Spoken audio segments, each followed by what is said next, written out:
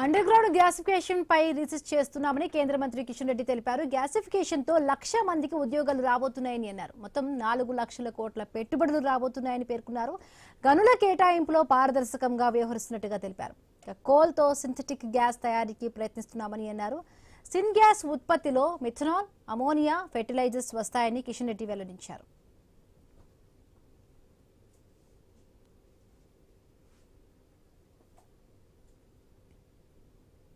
ఈరోజు underground coal gasification కూడా మేము టెక్నాలజీ ప్రపంచంలో ఎక్కడ ఇంకా సక్సెస్ కాలేదు. దానిపైన కూడా చాలా పెద్ద ఎత్తున రీసెర్చ్ చేస్తా ఉన్నాం.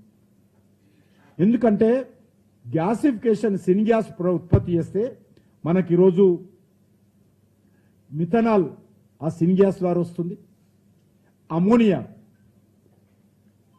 వస్తుంది, హైడ్రోజన్ ఆ యొక్క కోల్ గ్యాసిఫికేషన్ ద్వారా ఉత్పత్తి అవుతుంది, ఫెర్టిలైజర్ కోల్ గ్యాసిఫికేషన్ ద్వారా ఉత్పత్తి అవుతుంది, ఫీడ్ స్టాక్స్, కెమికల్స్, పెట్రోకెమికల్స్ ఇవన్నీ కూడా కోల్ గ్యాసిఫికేషన్ ద్వారా బై ప్రొడక్ట్స్ వస్తాయి. మనం ఫస్ట్ ఫేజ్ సెకండ్ ఫేజ్ లో 4 లక్షల కోట్ల రూపాయలు పెట్టుబడులు పెట్టబోతా ఉన్నాం.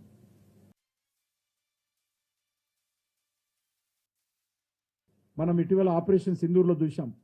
మనం క్రిటికల్ మినరల్స్ ను ఉపయోగించి ఆపరేషన్ సింధూర్లో మీరు యుద్ధం చేశారని చెప్పి ఒక దేశం మీరు దేశ అభివృద్ధి కోసం క్రిటికల్ మినరల్ సప్లై చేస్తే మీరు యుద్ధానికి ఉపయోగించారని చెప్పి ఆ దేశము క్రిటికల్ మినరల్స్ ఆపేసింది. మీరు అర్థం చేసుకొని ఉంటారు. ఆ దేశము క్రిటికల్ మినరల్స్ రా మెటీరియల్ ఇండియాకి ఇవ్వకుండా ఆపేసింది. అప్పుడు మేము సీరియస్నెస్ తీసుకున్నది భారత ప్రభుత్వం. మనం కూడా సొంత కాళ్ళ మీద నిలబడాలి, భారతదేశంలో ఉన్నటువంటి రిజర్వ్స్ ఇంకా ఎక్స్ప్లోర్ చేయాలి, ఎక్స్ప్లోరేషన్ స్పీడప్ పెంచాలి.